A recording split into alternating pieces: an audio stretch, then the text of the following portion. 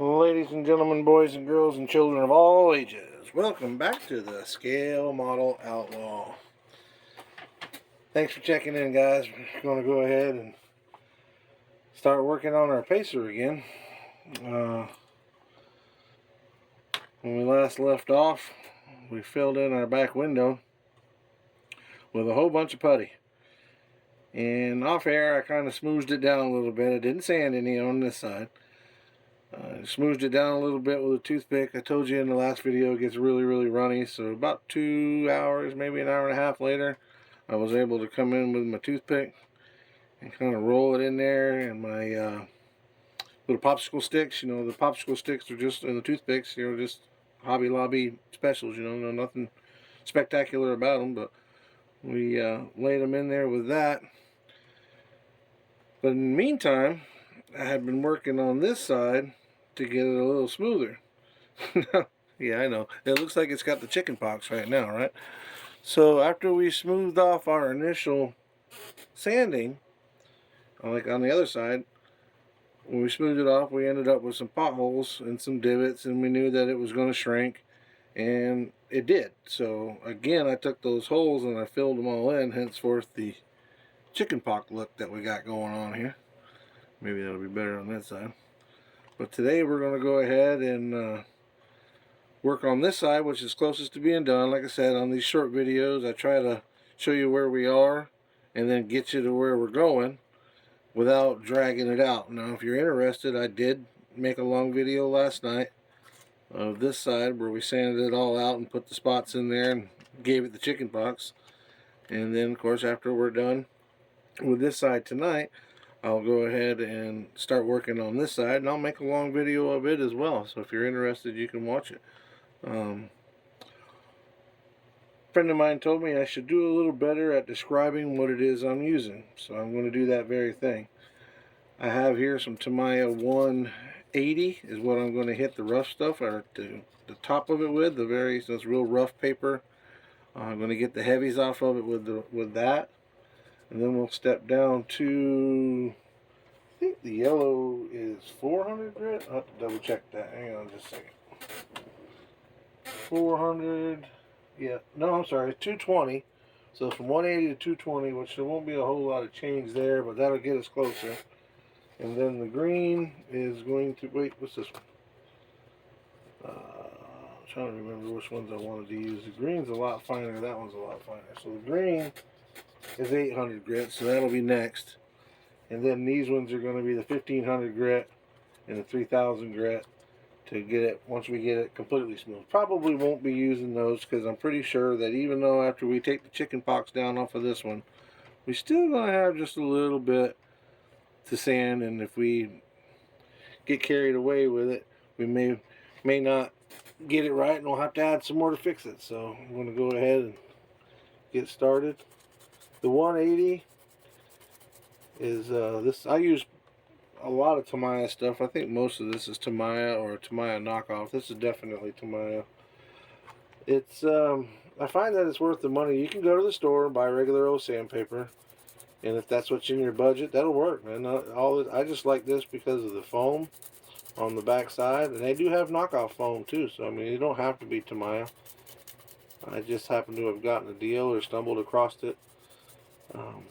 I don't know where most of you guys do your shopping. I try to do it at my local hobby store, but a lot of times my local hobby store is about,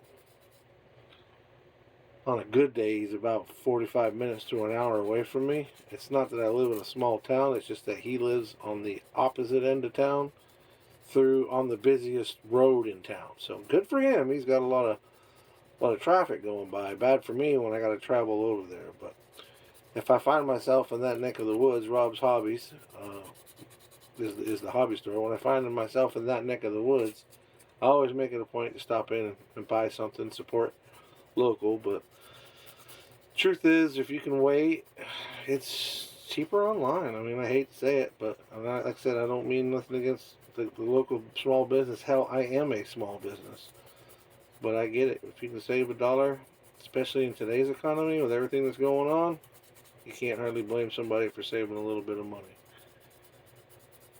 Again, I buy most of that stuff on eBay, or Amazon.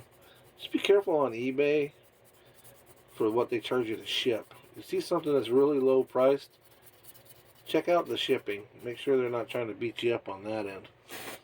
I go to the eBay has, if you go to the plastic car auctions, you can buy kits online or buy kits at the auction, you know, make bids or whatever.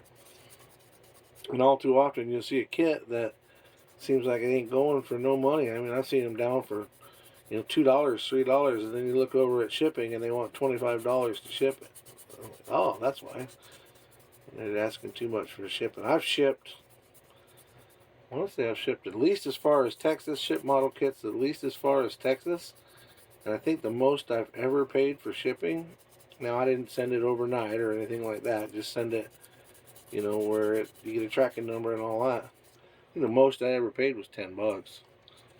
Now, maybe it's different going the other way, I don't know, but if they're wanting $25, $30 for shipping, they're taking you for a ride.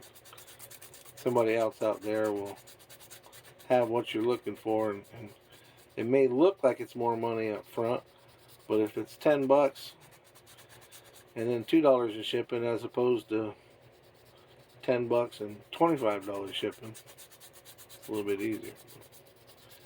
So we're going to continue to get this down, get these heavies off, get the chicken pox out of it.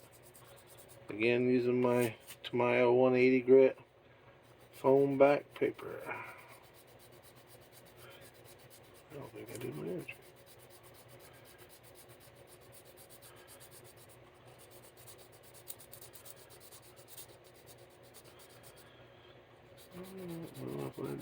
I don't think I did my entry.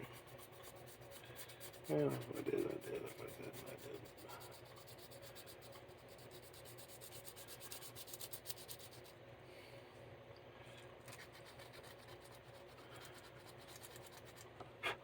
We're getting there, guys. I don't apply hardly any pressure at all. I just want to let the sandpaper do its work. Just work at it, work at it, work at it, rub it and rub it and rub it. It'll come. Get it down there, because if you, like when we got this one done in the big video, you'll see it. We got this one down there, and if it weren't for the potholes that were in it from the shrinkage, then we were pretty close. I mean, you could really look at the side of the body and tell that we had gotten it pretty close. So if you look, I probably should have mentioned this first. I put the tape around it like we talked about the other day to keep me from taking all the detail away. But even this, I'm starting to get into it, right? So I'm either going to have to put some more tape on it or pay a lot more attention when I get down there, which is probably what I'll do. But trying to hold it in such a way that y'all can see it. But until I get my camera stand that looks over my shoulder, or at least gets above my head, which is coming, guys. I'm slowly but surely doing this. Trying to get better, taking advice, and watching the videos myself and watching other people's videos that I admire, and see how they do it and what they've used, and try to learn from them. Which reminds me, I follow Blue Ox Model Shop out of New Hampshire. I left him a comment and told him that he inspired me to do my own YouTube channel, which he did. And he was kind enough to reply back, and I think he actually subscribed to us, which I think's real cool. I'm getting some shop cards made up, and by golly, when I get them made up, he's going to be the first guy I send one of mine to, and I hope to get one of his in return, which I'm sure he will. Super nice guy. I believe his name is Jason. Yep, Jason. But him and his wife building cars, so go check out their channel. Again, that's Blue Ox Model Shop. So if you don't know them, go check them out. He's doing a lot of neat stuff up there. He's ahead of me for sure, but he too has not been doing this for a long time. In fact, I think he was saying, well, I know he was saying on one of his videos here not too long ago, that he's only done like 2 or 3 with his new camera. And till then, he was like the rest of us folks. He was doing it on his phone. So he's stepping up in the big world. Thanks again, Jason, for responding to my messages there on your page. That's pretty awesome. You have been a good inspiration. You and I both are from the Northeast. I live in Florida now, but I'm from Vermont. And you're into Jeeps. I'm into Jeeps. In fact, I own a small Jeep shop here in Florida, where we work on Jeeps, do custom work, do lift kits and oil changes, whatever we need to do. And so it's pretty weird that you're from the Northeast and into the same kind of stuff I'm into. So maybe it's something in the water up that way. Maybe we need to quit drinking out of the Great Northeast water or something. But here we are. I left the Northeast. I left Vermont in 86 or 87. Moved to Florida with my parents and been here ever since. I went back up in 89, I think, and lived up there for a year in a little town called Manchester, Vermont, and working on at a muffler shop. I was cutting the tailpipe off of a car, and it was winter time, and the man I worked for was like a dad to me. Anyway, I was working on that tailpipe, had a torch in my hand, cutting the tailpipe off, old rusty tailpipe, and a big old salty slush ball fell off the back of the mud flap from the tire. Landed on the left, blew out my torch, and blew a bunch of salt, mud, snow, ice, garbage right into my face. And like I said, blew my torch out. I turned around and looked at my buddy Porky, and I said, I'm going back to Florida. This is not for me. It was amazing how being here, I was here a couple of years before I went back up there, and then when I went back up, it's amazing how quick you realize dealing with that snow is not for normal people. If you don't know any different, it's just part of everyday life, or every winter life anyway. But as soon as you don't have to deal with it and you realize there's a whole world out there, yeah, you don't want to have nothing to do with it. I still think it's beautiful, and I go up there when I don't have to work in it, and it's beautiful to look at. No snow skiing, snowboarding actually. I like to snowboard. That was getting real big when I left from up that way. Snowboarding. In fact, I lived right next to Burton Snowboards when I lived up there. Their outlet. So that was cool. But anyway, that's enough of that history. We're just trying to deal it in, guys. We're going to keep rubbing on this. I'm not going to make this a whole long video. Again, I'll do one after this, and we can chat more, but we're just trying to get that work down, get it smoothed out, get the high spots, and then we'll come in with our lighter paper and work it even more, and just keep working it till it's smooth. And then once it's smooth,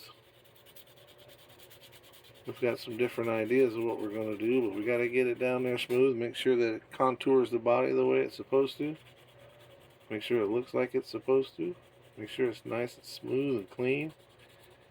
We get both sides done. I got some work to do back here. I think I'm going to fill the AMC license plate in and make this come all the way across, this bumper style, come all the way across. I'm going to make the taillights look like they're French, I'm pretty sure. There's a little chrome bezel that goes in here, and then the red lens goes inside of that.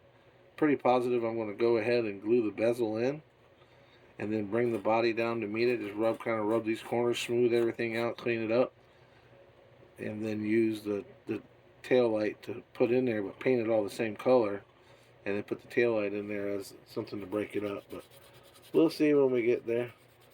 I think about these things, but right now we got to work on what we got. We got to plan ahead for sure, but don't get so far ahead of yourself that you start jumping around, because then nothing gets done.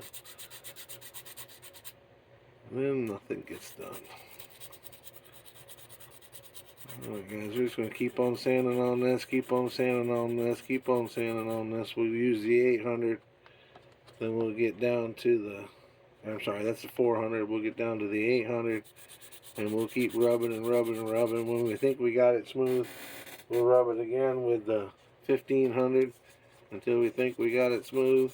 It'll be smoother than the 800, and then we'll come along with the 3000 and smooth that out, get it laid down, and in the end, then we'll spray it with primer and realize that we made some mistakes, because that's how it works. And then we'll sand some more and sand some more. Alright guys, we're going to let you go, get to work on this thing, try to get it where we want it to be, so the next time we come back, this side will be smoothed out, our other side will be smoothed out, and we can start working on some other stuff. But until then, y'all be good, be safe, and like I said, as soon as I click stop on this one, I'm going to turn it back on, and we'll do the long video if you're interested in watching it. So, till then, please don't forget to hit the like button, subscribe, ring that bell, tell all your friends, share it with them, share.